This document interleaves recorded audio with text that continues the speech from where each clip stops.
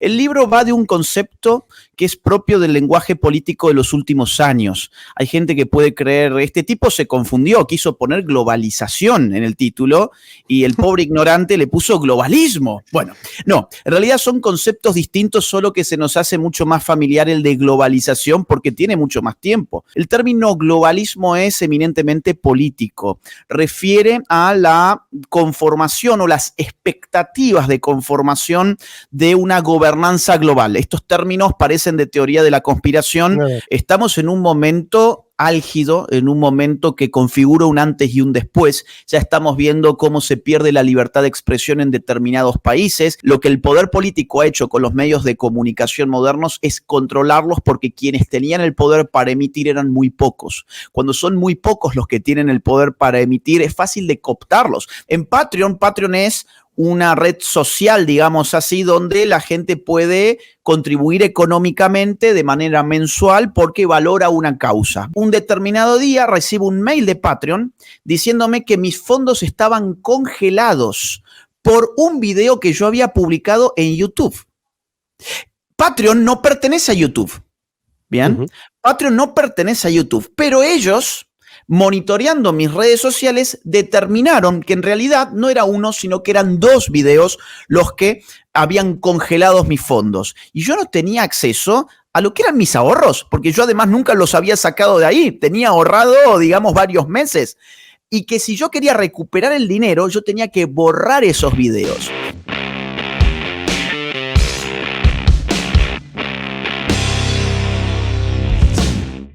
Vamos a ir directamente al invitado de hoy, que tiene además, como tiene la agenda como la tiene, acaba de llegar de América. Vamos a ver dónde está aquí Agustín. Agustín Laje, ¿cómo estás? ¿Qué tal, Marc? ¿Cómo estás? Gracias por la invitación, es un honor. Hombre, es un honor para nosotros tenerte aquí porque además acabas de llegar de una gira por toda América, te vas otra vez dentro de nada, pillarte por aquí es complicado y además, pues eso, un honor. Vamos a ir directamente al asunto, sin muchos miramientos. Los que no te conozca, que supongo que son pocos, porque por lo que he visto en el chat te conoce todo el mundo, pero bueno, eres un referente, obvio, de esa nueva derecha que dicen, ¿no?, en América Latina. Has escrito varios libros, ¿no?, que siempre abordan pues el progresismo, el globalismo. Tienes libros que yo he leído que están muy bien. El último no lo he podido leer porque aún no está, pero bueno, de ese me gustaría que comentaras algo. Has escrito el libro negro de la nueva izquierda, La batalla cultural, La generación idiota, que eso está bastante bien, una crítica a eso que le llamas tú adolescentismo, ¿no?, o algo así. Pero bueno, el libro que quería hoy comentar y que me gustaría pues que la gente que le interese pues se pueda poner ya en la preventa, ¿no?, que está puesto por ahí, está número 1 ya en todos lados, por cierto. Se titula Globalismo, Ingeniería Social y Control Total del siglo XXI. ¿De qué va? Bueno, mira, acá lo tengo, me lo mandó la editorial el otro día. Soy hasta ahora la única persona que lo tiene porque esto sale en realidad en América el 15 de octubre y tengo entendido que en España a partir de enero. Es un libro voluminoso en época de TikTok y de Twitter o de X, como le llaman ahora. No es tan fácil vender un libro largo, pero bueno, ahí está, para el que lo quiera leer en su momento. El libro va de un concepto que es propio del lenguaje político de los últimos años. Hay gente que puede creer, este tipo se confundió, quiso poner globalización en el título y el pobre ignorante le puso globalismo. Bueno, no, en realidad son conceptos distintos, solo que se nos hace mucho más familiar el de globalización porque tiene mucho más tiempo. El concepto de globalización es de la década del 80 y se populariza en la década del 90 del siglo pasado, y el concepto globalismo debe tener en el uso del lenguaje político más o menos cotidiano alrededor de 5 años, más o menos. El término globalización refería a fenómenos del orden económico, refería a las posibilidades abiertas por las tecnologías de la comunicación y del transporte que nos permitían hacer del globo un mercado uno, digamos así, un mercado único, una aldea global. El término globalismo es eminentemente político, refiere a la conformación o las expectativas de conformación de una gobernanza global. Estos términos parecen de teoría de la conspiración, pero son términos que esta misma gente gente usa, es decir, no son inventos míos. ¿Qué gente usa estos términos? Bueno, una élite para la que ya no hay fronteras, ya no hay naciones, ya no hay soberanía estatal, sino que lo que hay son una serie de problemáticas globales que necesitan centralizarse políticamente en una nueva forma de organización política del globo, con centro en organismos internacionales. El globalismo es, en todo caso, en este momento embrionario, es decir, no podemos decir que en este momento haya efectivamente un gobierno mundial. Lo que sí podemos afirmar es que hay un embrión de gobierno mundial en el que se está apostando mucho. Se está apostando en términos de confección de agendas, actualización de agendas. Después podemos entrar, si querés, en alguno de estos temas particulares. Sí. Agenda 2030, que ahora pasa a ser Agenda 2045, pero que hasta hace algunos años se llamaba Agenda de los Objetivos del Desarrollo del Milenio. Lo que ocurre en el Foro Económico Mundial. Yo he visto un video tuyo, Marc, estaba haciendo la investigación del Foro Económico Mundial, que mencionabas los reportes de riesgos globales y que el gran riesgo de este año eran las fake news y la desinformación en redes sociales, con lo cual había que intervenir Internet. Bueno, vaya casualidad, la Agenda 2045 ahora agrega la voluntad de intervenir Internet. Después tenemos una serie de ONGs de magnates metacapitalistas, no capitalistas, sino metacapitalistas, porque están más allá de las reglas de libre mercado. Tienen tanto dinero que son los hacedores de las políticas globales, son, por empezar, los principales financistas, por ejemplo, de la OMS. El señor Bill Gates es el principal financista de la OMS, nada menos que una suerte de Ministerio Global de la Salud, que determinó nada menos que los reglamentos con los cuales nos regimos. En aquel episodio que pasó hace algunos años, no quiero manchar tu canal por las dudas con ciertas palabras, pero sabes a qué episodio, lo de los contagios y todas estas cosas. Sí. Así que de eso va el libro en extremada síntesis, y después querés podemos entrar en alguno de estos puntos. Porque, o sea, yo por ahí, de hecho, en investigación que hago también para mis contenidos, la globalización y globalismo, pues obviamente son dos cosas muy distintas, y precisamente desde el punto de vista económico, la globalización ha tenido elementos positivos, ¿no? Ha permitido que algunas zonas del mundo pues, pudieran desarrollarse y que pudieran competir, ¿no? En algunos casos. Luego eso ha tenido una segunda visión, ¿no? Que algunos de esos países han generado una dependencia sobre ellos de otros, ¿no? Que es ese caso, por ejemplo, de Europa. Pero a mí me preocupa, y además tú hablas mucho de ese marxismo cultural y de todo eso que en un momento determinado pues, se deriva de esa nueva agenda, como tú dices, 2045, que no sé pronto si esa agenda 2045 empezará a ser motivo de cancelación de vídeos o baneado de cosas, porque si empiezas a criticar el tema de la desinformación, yo hoy iniciaba un tuit diciendo voy a desinformar. Lo digo porque es la mejor manera ya de avisar, y así pues por lo menos me ahorro el disgusto, ¿no? Y la verdad es que en muchos casos se está desinformando, según los chequeadores de la verdad, sobre cosas que son absolutamente pragmáticas, es decir, cosas que son absolutamente demostrables. ¿Cómo nos podemos enfrentar a esto? O sea, ¿cómo se puede afrontar el hecho de que tú tienes claro que es cierto, pero hay unos chequeadores que te dicen que, lo siento, pero la versión oficial no es esa? Mira, estamos viviendo un punto de inflexión, es decir, lo que pase en estos tiempos, hoy, en este presente que tenemos, va a determinar el grado de libertad del que podamos gozar de aquí en adelante. Estamos en un momento álgido, en un momento que configura un antes y un después. Ya estamos viendo cómo se pierde la libertad de expresión en determinados países, y no hace falta irse a China o irse a Rusia, países de Occidente. Ya estamos viendo a Brasil, por ejemplo, expulsando nada menos que la red social más importante para asuntos políticos, que es X.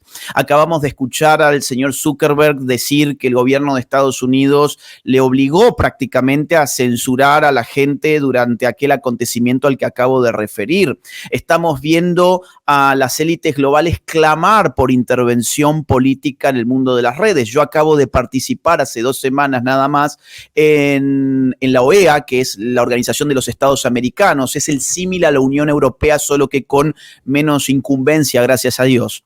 Y que esta gente estaba debatiendo a ver cómo la política tenía que resguardar la verdad y resguardar el amor en Internet. En mi exposición yo les decía, oigan, no nos hagamos los tontos, la política y la verdad jamás se han llevado bien, jamás. La política mató a Sócrates. Platón, para tratar de sacar la mentira de la política, fantaseó con un filósofo rey que al final era un tirano epistemológico prácticamente. Maquiavelo emancipó a la política de la necesidad de decir la verdad, aislándola del campo de la moral, y determinó que el mejor príncipe era el que mentía. Los ilustrados lucharon contra las monarquías absolutas porque embrutecían al pueblo. El siglo XIX y el siglo XX fueron los siglos de las ideologías más extremas que nos condujeron a los totalitarismos del siglo pasado. Entonces, ¿qué esperamos del siglo XXI? Que esos mismos políticos que desde la antigüedad, pasando por la Edad Media, pasando por el Renacimiento, la modernidad temprana y la modernidad tardía, sean los que vienen ahora a asegurar la verdad y el amor en Internet. ¿Cómo se puede hacer para evitar esto? Eligiendo bien a los políticos. No hay mucha más ciencia que esto. Al final del día, los que van a reglamentar qué pasa o qué no pasa en las redes sociales son las personas que tienen el poder político, tanto en los estados nacionales como en los órganos internacionales. En Argentina, por haber elegido bien, sabemos que vamos a tener por lo menos 4 años de resguardo de nuestras libertades. No pueden decir lo mismo los brasileros, por ejemplo, o incluso los españoles. No pueden ustedes decir lo mismo en España cuando tienen a un señor que está desde hace meses buscando las excusas que le vengan mejor para intervenir las redes sociales. Entonces, si la pregunta es cómo evitamos que esta gente, digamos, coaccione nuestra libertad interior, nuestra libertad de expresión en las redes, pues eligiendo bien a los políticos en las elecciones. Yo creo que no hay demasiada más ciencia que esa. Sí, es curioso, ¿no? Porque estoy de acuerdo en este ámbito de esa voluntad de callar a la gente, de callar un discurso. Si fuera tan cierto, es que es curioso, si fuera tan cierto que todo va tan bien desde el punto de vista de los que, por ejemplo, pueden interferir sobre el mensaje en las redes o en cualquier ámbito, si fuera todo tan bien, ¿por qué ese interés por callarlo, ¿no? O sea, ¿por qué ese interés por tener un control, por saber la identidad de aquel que anónimamente quiere decir algo para no tener represalias de ningún tipo? Es decir, en un momento en el que todo se está polarizando, ¿no? Que habría que ver quién es el que está provocando esa polarización, porque al final las opiniones constructivas las tenemos todos, las podemos aportar, pero si nos quitan los lugares donde aportar ese debate constructivo, nos quedamos huérfanos de opinión, de libertad, en este sentido, de libertad de expresión. Mira, creo que la Argentina da algunas enseñanzas al respecto en este momento por la radicalidad del proyecto libertario de Milei. Lo que se ha destapado en Argentina es lo que podría destaparse en otros lugares si un político como Milei llegara en esos otros países. Y es que las redes sociales, el gran problema que han tenido para el poder es que no es nada fácil dominar la comunicación en las redes sociales. Claro, nosotros acostumbramos a creer que los medios de comunicación modernos han acompañado el desarrollo de la democracia moderna desde la imprenta hasta la televisión. Advertíamos que eso configuraba un espacio público en el que la gente debatía y las distintas opiniones se entrecruzaban, y eso permitía darle vida a nuestras repúblicas democráticas. Bueno, eso a mi juicio ha mostrado ahora con Internet que no era más que un fraude, una ilusión. Lo que el poder político ha hecho con los medios de comunicación modernos es controlarlos, porque quienes tenían el poder para emitir eran muy pocos. Cuando son muy pocos los que tienen el poder para emitir, es fácil de cooptarlos. De hecho, no hay ningún país, por lo menos en el continente americano, que es el que yo mejor conozco, no hay ningún país, salvo la Argentina en este momento, que no le dé millones de millones a los medios de prensa. Y darle millones a los medios de prensa, evidentemente, es controlar en gran parte la comunicación, quizás no al 100%, pero en gran parte se los controla con lo que se conoce como la pauta oficial. Al haberse cortado esa pauta oficial en Argentina, estamos viendo cómo los medios están desesperados porque, ¿sabes qué, Marc? No los quiere consumir nadie. En el mercado esa gente quiebra, en el mercado pierden, y algunos de ellos están desesperados tratando de saltar a las redes sociales, armar su canal de YouTube, pero no tiene nadie que los quiera seguir, porque la gente ya los ha identificado identificado con una estructura de poder en la que no puede confiar. Entonces, frente a esa situación, aparece en la política casta, como diríamos en Argentina, la desesperación por disciplinar la comunicación social. Y dado que no lo pueden comprar, dado que la zanahoria no está disponible, lo otro disponible es el palo. El juego del palo y la zanahoria, que servía también para los medios tradicionales, en el caso de las redes sociales solo te queda el palo porque es imposible controlar millones de voces que se levantan al mismo tiempo para enfrentar una serie de discursos que antes se naturalizaban. Y que no es fácil. Sí, pero el poder tiene sus herramientas, ¿eh? O sea, algunos la hemos notado ya, esa herramienta. Ahí nos van advirtiendo, ¿no? Continuamente con alguna de esas herramientas. Pero en todo caso, eso algún día lo explicaré con detalle, pero cuando pueda. La cuestión es que yo creo sinceramente que independientemente de que controlan o quieren controlar el mensaje, al final también la realidad es la que es, ¿no? O sea, hoy en día hay programas de televisión nacionales aquí en España, por ejemplo, que se autodenominan el programa de, pues, que determina, por ejemplo, la opinión política, el gran debate político, y lo ven 300.000 personas. O sea, esa es la audiencia que tiene. Entonces, claro, dices, ¿cuál es el verdadero poder, ¿no? Ellos cada vez tienen menos poder en ese sentido de influencia, por lo menos de influencia, porque no los ve nadie. O sea, es una cosa evidente. Exactamente, pero por eso es que se desesperan. Cuando el poder, que además detenta los mecanismos coactivos del Estado, empieza a perder hegemonía, que sería la palabra técnica, cuando empieza a perder dominio cultural, es cuanto más se desespera y empieza a aplicar con mayor ahínco la fuerza. Por eso, claro, el poder tiene sus mecanismos. Te pueden desde poner una multa hasta meterte preso, bloquearte tus redes sociales o hacerlo a cuentagotas. Vos empezaste muy bien este diálogo diciéndole al público que hay ciertos temas que YouTube no quiere dinamizar con su algoritmo, no los quiere ofrecer, aunque uno tenga muchísimos suscriptores como es tu canal, un porcentaje minúsculo de tus espectadores han recibido hoy la notificación de que nosotros estamos hablando. Por eso también es tan importante que la gente comente en el chat, deje su like, porque eso fuerza de alguna forma al algoritmo a tener que invitar a más gente a mirarlo, porque si no queda muy mal el propio YouTube. Pero así es como funciona.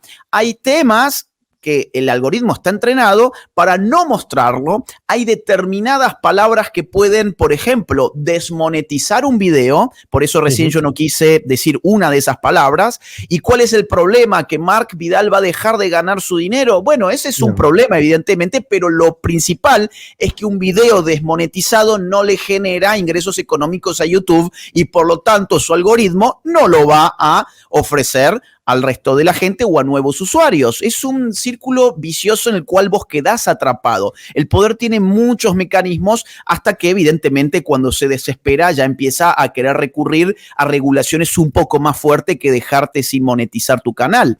Por ejemplo, te pongo un caso personal. En una plataforma que yo tengo, de estas de micro fundraising, que se llama Patreon, mira, esto yo nunca lo he dicho en público, o sea, esto es una cosa atroz porque hasta me da miedo contarla. Exclusiva, pero para que la gente entienda de lo que te pueden hacer.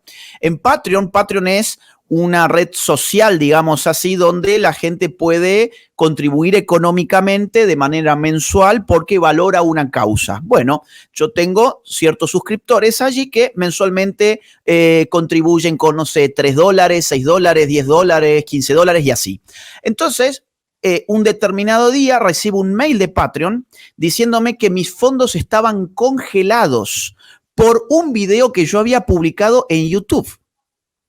Patreon no pertenece a YouTube, ¿bien?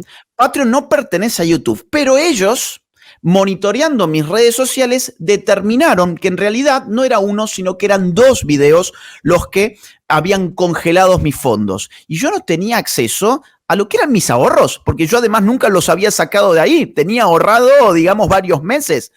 Y que si yo quería recuperar el dinero, yo tenía que borrar esos videos. Los videos eran, uno, respondiendo a un editorial ridículo de Washington Post, cuyo título era ¿Por qué no hay negros en la selección argentina? Y yo lo respondía con datos históricos y aparte con el censo argentino que nos mostraba que menos del 1% en Argentina es afro. Y el otro video era que hay 2 tesis universitarias en Chile que reivindican ese acto horrendo entre adultos y niños. 2 tesis universitarias que son una reivindicación desembosada de ese tipo de acto cuya palabra empieza con P. Entonces me pedían en Patreon que yo tenía que borrar eso si yo quería acceder a mi dinero. Es decir, los tipos de coacción van desde la desmonetización de un video hasta congelar tus fondos en una cuenta bancaria, hasta la cárcel, como le ha pasado a cierta gente en el Brasil. Hoy en el Brasil hay presos políticos a rolete por todos lados. Entonces, sí, lo que se viene es bien complicado, la libertad de expresión está en juego, los organismos internacionales están cerrando filas además para impulsar a los estados a que regulen las redes sociales y ese partido se está jugando en este momento. Yo lo comento. Estamos ante la madre de todas las batallas en cuanto a la libertad de expresión. O sea, ahora mismo por lo menos no hemos estado hasta la fecha en un momento tan feudal en ese sentido. Es decir, la posibilidad de decir lo que uno más o menos quiera cada vez cada vez es más complicado, básicamente por cosas como has comentado, ¿no? El hecho de que ahora mismo la desinformación se trate como una verdad absoluta, el que alguien considere, es más, la gente no sé si lo sabe, pero los fact-checkers, o sea, las empresas que se dedican a decir lo que es verdad y no es verdad, están subvencionadas. Por ejemplo, en la Unión Europea hay un conglomerado de este tipo de empresas que perciben o tienen una relación, si no es subvencionada, si es a partir de algún tipo de estructura que les facilita la vida, porque si no, ¿de qué iban a vivir? Para facilitar lo que es verdad y lo que no es verdad. Y es preocupante que la verdad solamente venga de un lado, venga de una estructura. Luego se sorprenden de que a lo largo de toda Europa, si miramos hoy el mapa, los partidos que han ganado las elecciones son partidos que están en contra de Europa. La mayoría de países ahora mismo tienen victorias electorales de partidos que están en contra de la estructura actual de Europa, que no podrán gobernar porque se alían todos en contra de esa realidad, pero nadie se pregunta ahí qué estamos haciendo mal para que los partidos que ganan, en lugar de preguntarse eso, lo único que deciden es no, hay que crear un cordón sanitario ante todo lo que no sea lo que nosotros representamos. Es tremendo. Mira, lo que comentabas de los fact-checkers, esto también existe en América. En América prácticamente, yo te diría casi todos los fact-checkers tienen grandes subvenciones de Open Society Foundations. Para la gente que no reconoce esta fundación, es la fundación de George Soros. George Soros es uno de los magnates más escandalosos, no solamente más ricos, sino más escandalosos del mundo, porque a diferencia de, por ejemplo, Bill Gates, el tipo ha escrito muchos libros y no ha tenido pelos en la lengua. El tipo ha dicho cosas como, por ejemplo, que le gusta mucho jugar a ser Dios, o, por ejemplo, que su proyecto es un proyecto de dominio global y ese tipo de cosas las ha escrito en sus distintos libros. En Open Society Foundations, él ya ha inyectado más de $30.000 millones a lo que va a la fecha de hoy. Y entre otras causas que financian con esa cantidad inmensa de dinero, que equivale a el PBI de los países de Centroamérica, o sea, cuando uno va a ver los países de Centroamérica, bueno, te encontrás con un PBI similar de lo que este señor pone en determinadas agendas políticas e ideológicas y pone mucho dinero en fact-checkers. ¿Qué significa esto? Significa que la verdad se ha privatizado. Fíjate vos que en general las izquierdas, los progres, siempre están en contra de las privatizaciones porque supuestamente aman el espacio público y se supone que la derecha odia el espacio público y ama lo estrictamente privado. En realidad, la cosa es bastante al revés. Lo que la gente, para simplificar, ¿no?, de derechas o libertarias o como ustedes quieran llamarles, defendemos es que lo que pueda ser privado lo sea, como la empresa, por ejemplo, pero aquello que tenga naturaleza pública se mantenga siendo público. La verdad está abierta al debate y por lo tanto debe ser pública. Se mancha cuando aquel que tiene dinero es el que determina la veracidad de algo. Y eso es lo que está pasando ahora. Y lo otro que está pasando ahora es la privatización de la gobernanza. Se ha privatizado el campo de la verdad, no solamente a través de fact-checkers, sino a través del financiamiento de medios de prensa. Es impresionante, pero por ejemplo, la Fundación de Soros, la Fundación Rockefeller, la Fundación Gates, todo esto que suena a teoría de la conspiración, pero está al alcance de un clic entrar en las bases de datos, y son abiertas y son públicas, financian muchísimos medios de prensa, financian, por ejemplo, The Project Syndicate, que es una especie de metamedio de comunicación que se dedica a producir columnas de opinión que terminan en todos los medios de Occidente, que se las compran a su vez o se las regalan incluso desde Project Syndicate. Y todo eso tiene ese tipo de financiamiento. Además, financian universidades.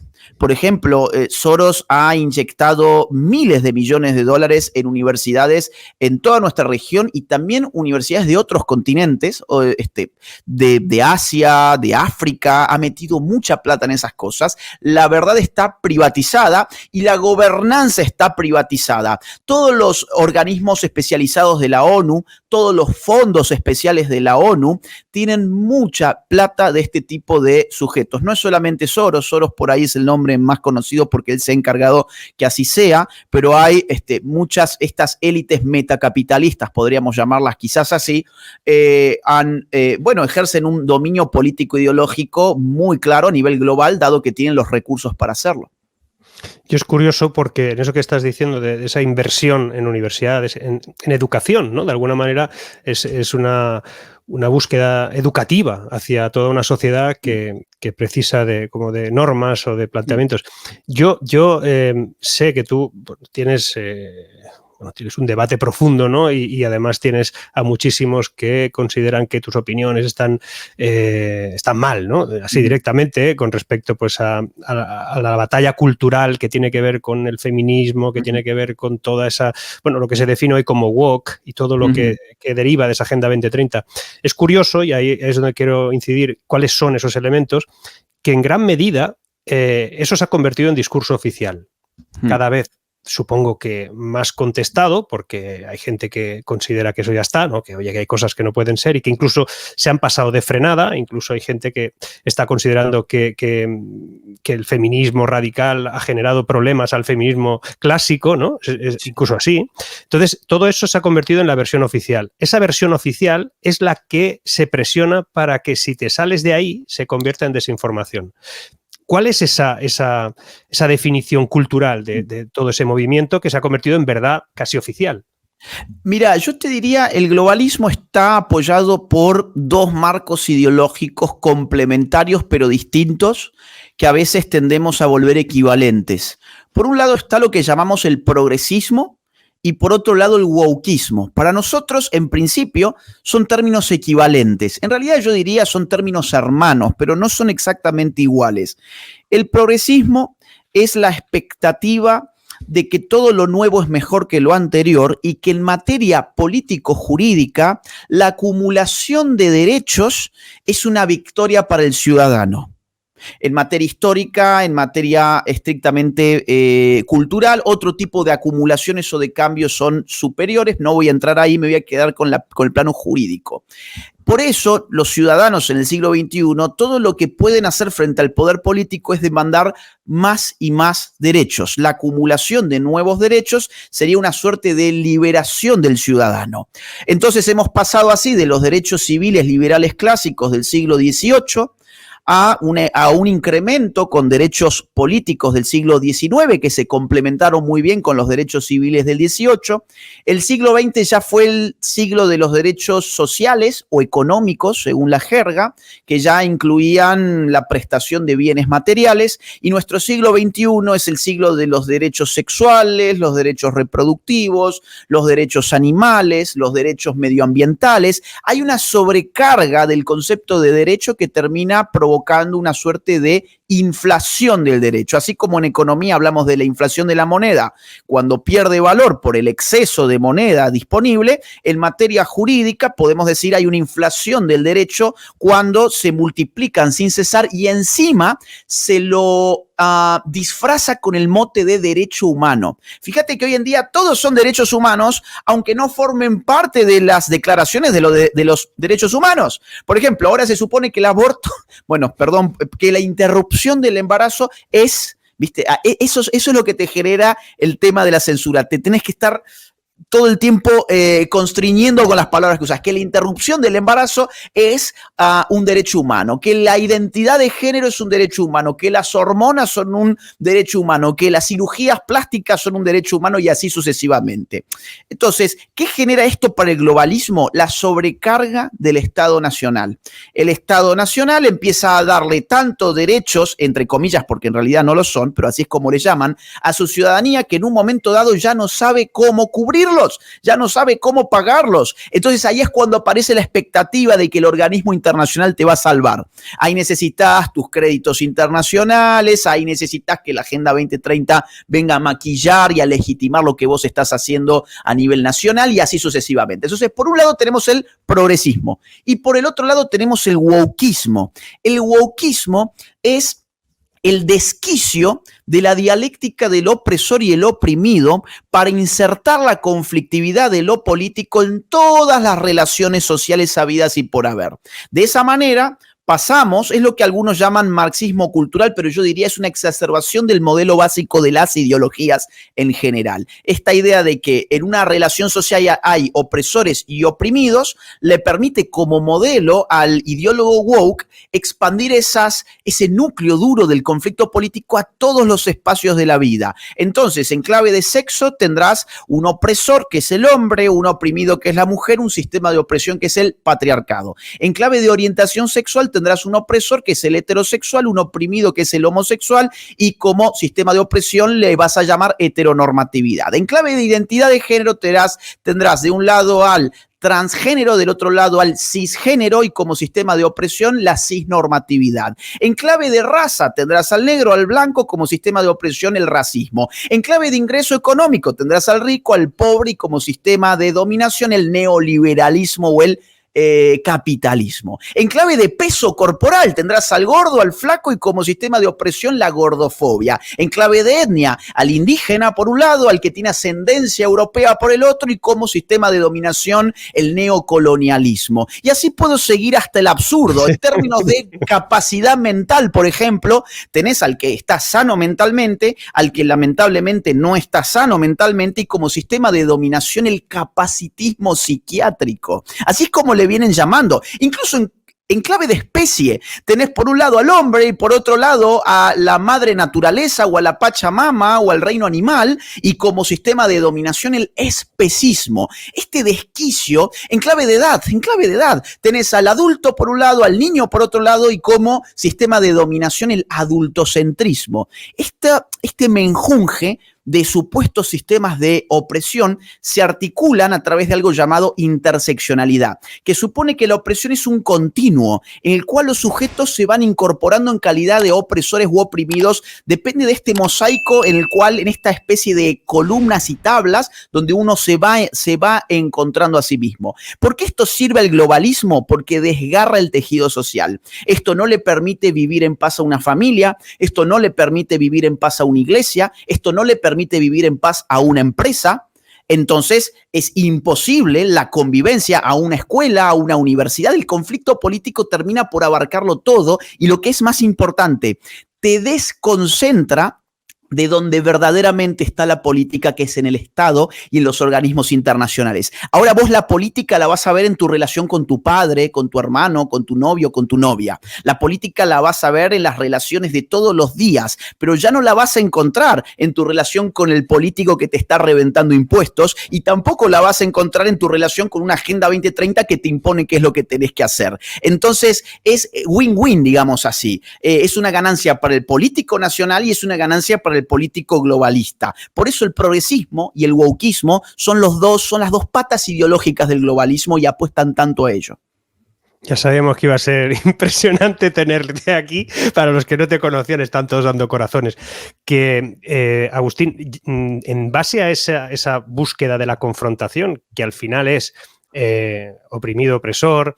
Como tú dices, es localizar el debate político en casa, ¿no? Es llegar al conflicto. O sea, yo soy catalán, por ejemplo, aunque vivo en Madrid, y viví toda la época del procés, ¿no? Como pues familias, y esto es verdad. Ahora me saltarán algunos que dirán, no, eso no pasó. Sí pasó, y pasó que algunos que nos éramos amigos y no sé, y teníamos encuentros tranquilos en el bar, pues dejaron de hablarte igual porque tú te posicionaste en contra de una situación concreta, ¿no? Eso lo hemos vivido.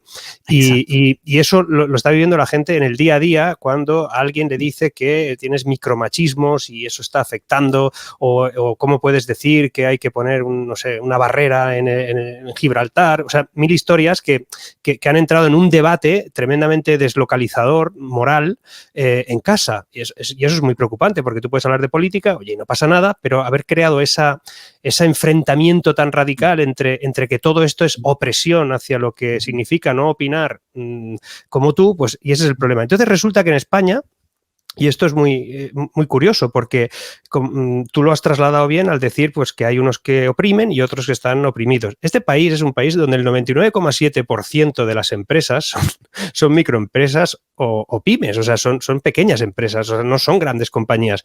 Y el mensaje oficial, ese que vamos escuchando todos los días en los debates televisivos, quien los vea en muchísimos lugares, incluso el discurso oficial del Ministerio de Trabajo, de los ministerios económicos que hay en este gobierno, incluso también la propia oposición, que es otra cosa que habría que analizar un día que leches les pasa, pero que es un mensaje en contra del trabajo, en contra del pobre autónomo, que o sea, ahora hay que trabajar menos horas. ¿Por qué? Pues porque me está subyugando. Siempre el enemigo es ese que está arriesgando su patrimonio, que está jugándose todo lo que tiene, que le mete más horas que nadie. ¿Qué es eso de bajar la hora? Lo podrá hacer el trabajador, pero el empresario no puede, porque la mayoría son autónomos o pequeños empresarios, ¿no? Bueno, ese mensaje es tremendamente tóxico porque lo que genera es decrecentismo. Y eso es lo que no entiendo. Yo no entiendo por qué todo esto al final nos lleva a la miseria. Mira, en esa clave que estás mencionando, que es muy interesante, el wokismo tiene su propia rama. Insisto, donde vos mires, en cualquier ámbito de la vida normal, de una persona normal, vas a encontrar que está cortada a tajos por wokismo. En lo que vos mencionaste aparece el problema del mérito. Para ellos, para los wokes, en realidad la persona exitosa no lo es porque se esforzó, sino porque es privilegiada. En todos los casos, claro, es cierto que hay personas que en principio tendrían éxito, pero es que lo han tenido todo en la vida. Pero un sistema funciona bien, un sistema económico funciona bien, allí donde una persona con pocos recursos puede, con su esfuerzo, tener un bienestar económico. Bueno, cuando esto ocurre, el woke dice, no, en realidad es que esa persona tiene que haber sido un privilegiado. Y siempre te van a encontrar algún motivo, sea porque seas hombre, porque seas blanco, porque seas heterosexual, porque tengas un apellido de ascendencia europea, porque seas flaco, porque tengas las ideas en orden, lo que sea, siempre van a encontrar y entonces van a decir que hay una meritocracia, que es un sistema de opresión, porque en realidad ahí no hay gente con mérito, sino que son todos privilegiados. Esto genera, al final del día, como todas las ideologías woke o todos sus componentes, genera una enorme dependencia respecto del Estado. Porque, ¿cuál es el libertador en todo este cuento woke? El libertador es el Estado. Fíjate que el wokismo establece relaciones de opresión en todos los ámbitos de la vida, menos en el ámbito del individuo respecto del poder estatal.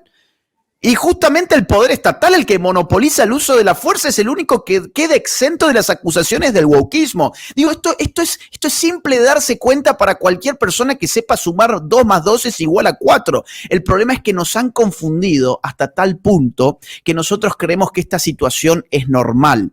Ellos terminan generando entonces una dependencia económica, cultural, moral, incluso identitaria de la persona respecto del político. En el siglo XX, cuando mucho el socialismo clásico montaba una dependencia económica Ahora es mucho peor, porque ahora no solamente es dependencia económica, es dependencia psicológica, es dependencia identitaria, es el político el que me va a conceder a mí la identidad, porque si me la brinda el heterocapitalismo, si me la brinda el cisgénero, entonces eso yo voy a estar oprimido. Mejor que me la dé el político con una ley de identidad de género. Es una locura, pero esto, insisto, inflama el tamaño del Estado y le da al final del día todos los argumentos a los organismos internacionales para incorporar también estos discursos. Y también está eso, o sea, en lo que comentas se deriva, como decías antes, ¿no? El hecho de que estamos considerando derechos cosas que no lo son.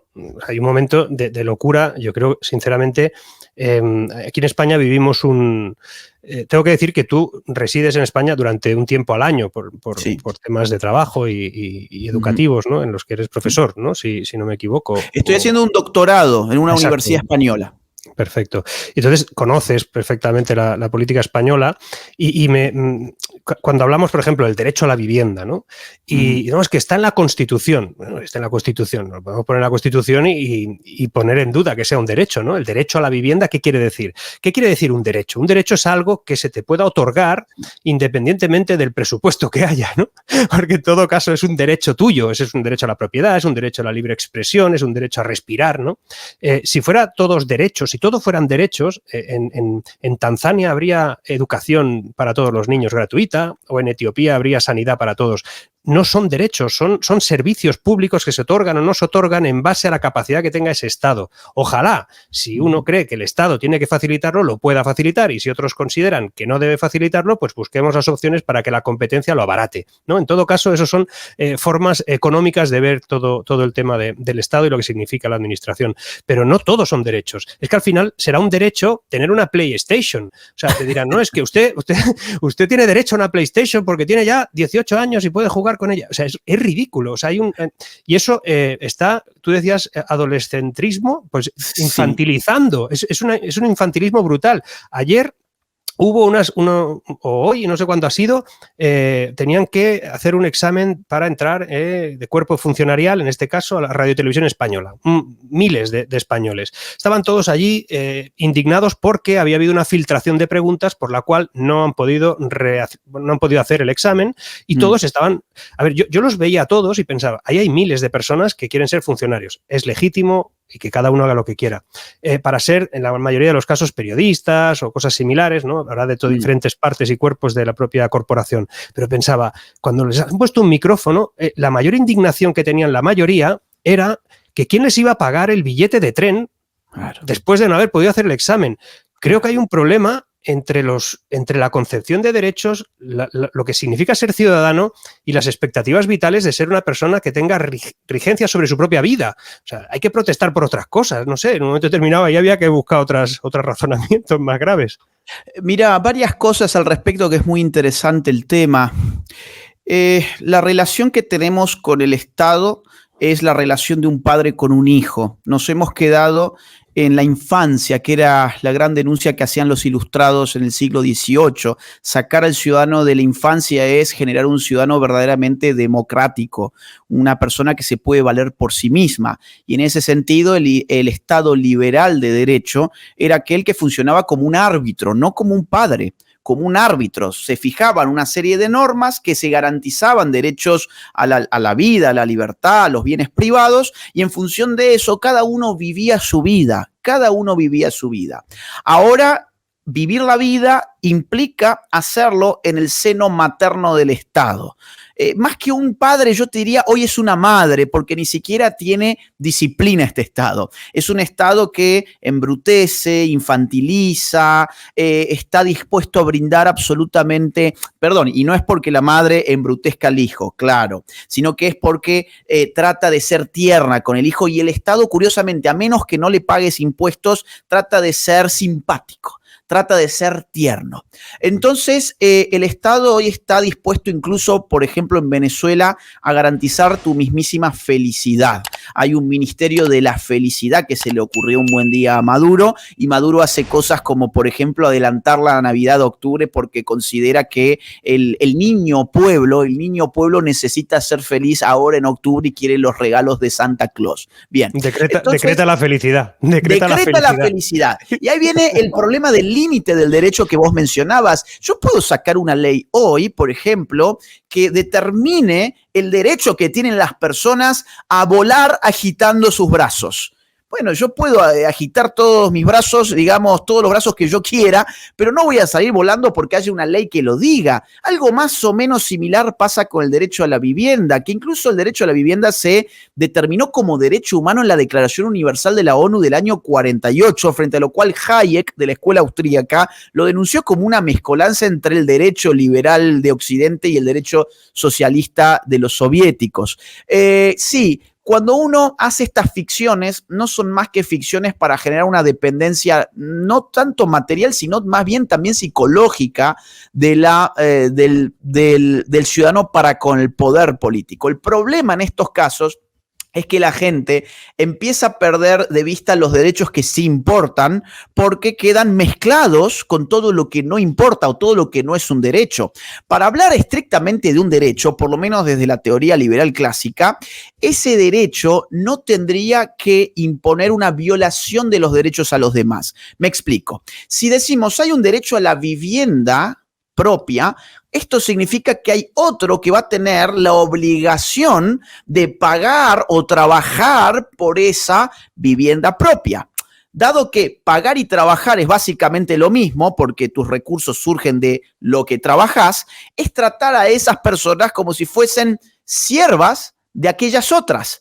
Es cada vez que a alguien le quitan impuestos, le están quitando horas de su vida trabajada. Cuando esos impuestos se quitan, por ejemplo, para regalarle a otra persona una vivienda, significa que de alguna u otra forma vos se las has construido sin obtener absolutamente nada a cambio y de manera coercitiva. Te han tratado como un pobre siervo. ¿Eso es un derecho? No, eso es un privilegio. Un derecho es, por ejemplo, la libertad de expresión. ¿Por qué? Porque todos podemos libremente hablar sin que eso suponga la violación del derecho de un otro. ¿Por qué le ponemos límite a la libertad de expresión en, por ejemplo, que a mí se me ocurra organizar un ataque contra la casa de Marc Vidal? Si yo digo, yo tengo libertad de expresión para que poner en redes sociales la dirección de Marc Vidal y convocar a todos a ir a destruirle la casa. Bueno, porque eso implica la comisión de un delito porque estoy afectando la seguridad de Marc Vidal. Entonces, los derechos son aquellos que no generan contradicción con otros derechos, porque allí donde generan contradicción no estamos frente a un derecho. Insisto, cuando el Estado dice, tenés derecho a una PlayStation, en el ejemplo buenísimo que acabas de dar, alguien te la tiene que pagar, alguien va a tener que trabajar por eso y el Estado se lo va a tener que quitar a punta de pistola, es decir, a través de impuestos. A nosotros nos han engañado y hemos perdido de vista la importancia de los derechos fundamentales. Por eso los han podido violentar todos también. Pongo un solo ejemplo de algo que me llamó mucho la atención aquí en España, en tiempos donde estábamos encerrados, ya sabes, por aquel episodio tan trágico de años atrás. Estábamos todos encerrados, acababa de empezar la pandemia y a mí me llamaba la atención, nadie se va a rebelar acá, nadie va a salir a manifestarse, nadie va a pedir por volver a los colegios, a las universidades, que abran las empresas, los comercios, que abran los templos para las personas de fe y demás. No, nadie hizo nada, salvo un grupo de personas en un determinado lugar de España que estaban muy contentas porque el Estado había organizado un concierto para perros y ese concierto para perros iba a cancelar porque, claro, había que encuarentenarse y los perros también se encuarentenaban. Entonces, todas las quejas más significativas que yo vi, contra ese episodio de la cuarentena, fue porque había gente descontenta porque no iba a poder ir a un concierto para perros en una localidad española. Perdimos de vista el valor de la libertad perdimos de vista el valor de la vida, el valor de la propiedad privada que está enlazado con la libertad de trabajar y con el fruto del trabajo propio, y en su reemplazo hablamos del derecho del sexo, el derecho del placer, el derecho a ser feliz y ese tipo de cosas que el Estado no te lo puede dar. Y Agustín, y las obligaciones, te voy a ya casi dejar liberado porque sé que tienes una cena y te tienes que ir enseguida, solo habrá dos apreciaciones. Una, en los derechos aparecen las obligaciones algunas han quedado ya como vistas. Yo el otro día, yo recibo llamadas y recibo presiones y algunas cositas por algunas cosas que digo, incluso porque yo voy a medios tradicionales, voy a televisiones como tú vas y colaboro en radios y tal, y dije que esto de los impuestos progresivos era un robo. O sea, que una tasa plana era mucho más conveniente. Entonces me dijo un político que tenía enfrente que eso no pasaba en ningún lugar y que lo que estaba defendiendo era terraplanismo económico, ¿no? Digo, hombre, terraplanismo no, hay 31 países en el mundo que tienen tasa plana, algunos de ellos están muy cerca y que les va muy bien, ¿no? Como Estonia, por ejemplo, y les va muy bien. Entonces, se da como válido, incluso pues en España, pues la derecha conservadora o la derecha moderada, o yo qué sé, defienden eso, defienden que porque ganes más tienes que pagar porcentualmente más, ¿no? Yo ya pagaré más por porcentaje, si es el mismo, pagaré más porque gano más. Pero no sé el por qué está inscrito, está tatuado en la mente de las personas que cuanto más, más. Y al final llega un momento en que dices, bueno, es que ¿para qué voy a trabajar más? ¿Para qué voy a ganar más si el expolio es enorme? Y estaría dispuesto seguramente a pagar una tasa impositiva alta si todas fuesen igual, porque podría ser más baja que la que algunos acaban pagando, ¿no? No sé, yo creo que hay verdades absolutas que nadie analiza, y no las analiza porque ya no hay nadie en el discurso, ni a un lado ni al otro, que sean capaces de protestar en ese sentido, porque se verán tachados de insolidarios, de antisociales, de que, no sé, creo que en las obligaciones también hay una versión absoluta de todo, que me parece preocupante. Totalmente, y para no quitarte más tiempo, tampoco cierro con eso, que es muy interesante, porque se ha montado una espiral del silencio en la que la gente tiene terror y entonces se autocensura, tiene terror a hablar porque después le dicen que es terraplanista, como te han dicho a vos, o te pueden decir desde homofóbico hasta transfóbico, racista, xenófobo, un montón de epítetos que generan la muerte social. Lo que buscan es matar socialmente a ese individuo.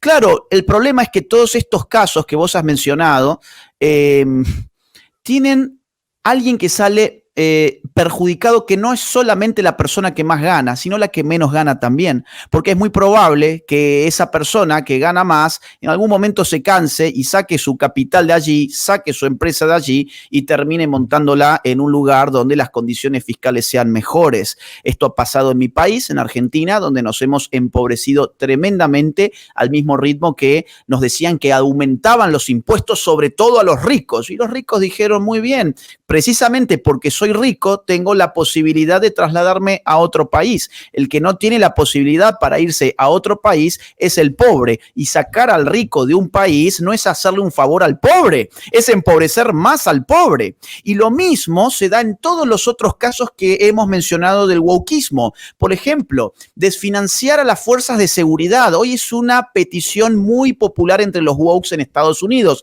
¿A quién pensás que va a afectar desfinanciar a las fuerzas de seguridad? Por supuesto, a los pobres, que son los que viven en los barrios más inseguros, a los pobres que no forman parte de bandas de crimen organizado, de narcotraficantes, de pandillas, etcétera, que están a merced de estos últimos. O, por ejemplo, toda la locura de la ideología de género. ¿A quién va a perjudicar más? Muy simple. El transgénero en Yale o en Harvard es la sensación del campus. Un transgénero pobre es prostituta. Es prostituta. Esto es la realidad. O, por ejemplo, todo el acoso contra los supuestos blancos opresores y el odio hacia el blanco que se está expandiendo en Estados Unidos, y que la Coca-Cola hace unos años, por ejemplo, daba incluso cursos de cómo ser menos blanco. Búsquenlo, es impresionante. Cursos de cómo ser menos blanco. ¿A quién va a salir perjudicando más? ¿A las clases acomodadas en Estados Unidos? ¿A los que más tienen? No. A los pobres blancos que, por ejemplo, viven en barrios donde predominan los afroamericanos, donde se empiezan a generar prácticamente guerras intestinas, guerras civiles internas a barrios. Entonces, todo el wokismo o el obeso, la obesidad, que ahora no, la obesidad es perfecta y estamos contra los modelos de belleza hegemónica, pero por favor, ¿a quién perjudica más eso? Por supuesto, a los pobres, que son los que al final tienen que estar comiendo toda la comida tipo McDonald's, Burger King y toda esa basura, bueno, porque en fin, es la que está ahí y que sale relativamente barata y encima le están diciendo que eso es muy bueno para su estética y que no es malo para su salud. Pero por favor, estas son ideologías que dicen ser, digamos así, solidarias con los oprimidos de este mundo. Es todo lo contrario. Van contra el pobre, van contra el indefenso, van contra el hombre honesto, van contra el desfavorecido, solo que la montan tan bien que nos confunden a todos. Bueno, algunos no, afortunadamente. Al final es siempre, o por lo menos se repite mucho eso, ¿no? Políticas y planes que son intervencionistas, que por ejemplo en el caso de la vivienda, la reforma de la vivienda, en los lugares donde se está aplicando esa intervención en el precio, lo que está generando es que los propietarios se hayan retraído y sobre todo hagan un casting absoluto a las personas que puedan entrar. ¿Y quiénes son los que caen? ¿Quiénes son los que al final no tienen posibilidades? Pues precisamente los que tienen menos medios, los que tienen, a lo mejor son una familia monoparental, en la que una pobre chica pues tiene un hijo y ya se cuidado que esta a ver si no va a poder. Todo eso es lo que están provocando. Es decir, todo lo contrario a lo que defienden, y eso es lo que me preocupa, que nadie lo vamos, que no lo puedas decir porque si no quedas tachado de mil cosas. Agustín, otro día hablamos de Bukele, de Milei, teníamos que hablar, pero he preferido tratar en general todo lo que se deriva de tus libros en lugar de hablar de la actualidad, porque para eso prepararemos pues vídeos, declaraciones que hayan hecho e incluso, pues oye, si me paso un día por tu canal hacemos lo mismo sin ningún problema, si te parece, y te libero. Pero claro, pero con todo gusto, ha sido un honor, Marc, muchísimas gracias, y simplemente para el público sepan que ya está en preventa en Amazon.com y como está en preventa está con un 25% off, así que lo van a pagar más barato hoy en lugar del 15 de octubre. Claro. Y además les llegará puntual. Eso es, además eso sí va a pasar. Venga, pues muchísimas gracias, Agustín. Ha sido un gusto tenerte aquí. La gente está muy contenta. Aquí tenemos a bastante gente. Estamos viéndolo por Twitter, por LinkedIn y por YouTube. O sea que tranquilos, que algunos dicen, ¿cómo es que solo hay 3.000 y pico? Ahí están repartidos, no os preocupéis. Lo importante es llegar a todas partes. Un abrazo, cuídate mucho. Gracias, igualmente. Saludos. Hasta otra. No quiero que cierres este video sin antes contarte que mi más reciente libro, titulado Generación Idiota, ya se encuentra disponible en las más importantes librerías de toda América y de España también. Además, podés encontrarlo a través de Amazon en el link que te dejo en la descripción de este video. Mi trabajo se financia única y exclusivamente a partir de las donaciones libres y voluntarias de aquellos que valoran mi trabajo. Si quisieras colaborar económicamente conmigo, te invito a hacerlo uniéndote en mi comunidad de Patreon, siguiendo el link que se encuentra en la descripción de este video, o bien uniéndote a la comunidad de YouTube haciendo clic en el botón Unirse. Si no pudieras colaborar económicamente, no te preocupes, hay muchas otras formas de ayudar. Por ejemplo, difundiendo este video, poniéndole like, dejando tu comentario, suscribiéndote a este canal y activando la campanita.